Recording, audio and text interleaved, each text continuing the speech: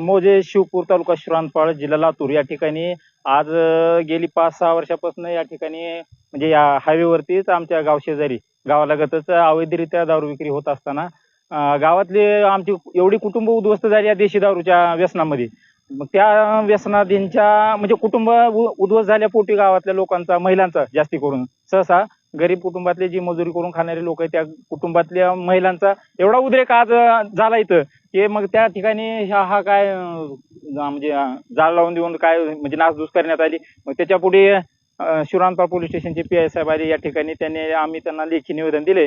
त्यांनी आम्हाला असा शब्द दिलाय किंवा लेखी स्वरूपात दिलेला आहे की बुवा इथून पुढे या ठिकाणी अवैधरित्या आम्ही देशी दारू चालू देणार नाही किंवा इथे अवैध कुठलाही व्यवसाय चालू देणार नाही. 5-6 वर्ष झाले, 6 वर्ष झाले असते, 5-6 वर्ष. आतापर्यंत तक्रारी केल्या ना, वेळोवेळी पोलीस प्रशासनाला आम्ही निवेदन दिले, तक्रारी दिल्या.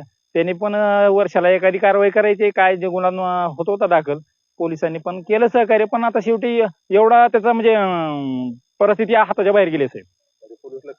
हा पोलिसांना काय विशेष नाही, पोलिसांना तेच हप्ता खाते तर चालू देते, त्यांच्याच नियोजनाखाली चालू आहे असं लोकांचा आरोप आहे आमच्यातल्या गावातल्या नागरिकांचा. काय नुकसान झालंय?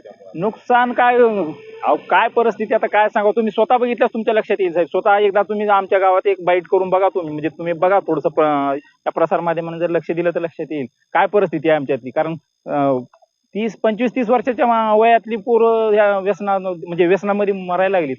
30-35 पोरं मेली या वर्षी आमच्यातली. काय सरकार काय करणार आहे? सरकारला टॅक्स मिळतोय, सरकार काय करणार आहे याच्यामध्ये? सरकारला तर हे हवंच आहे.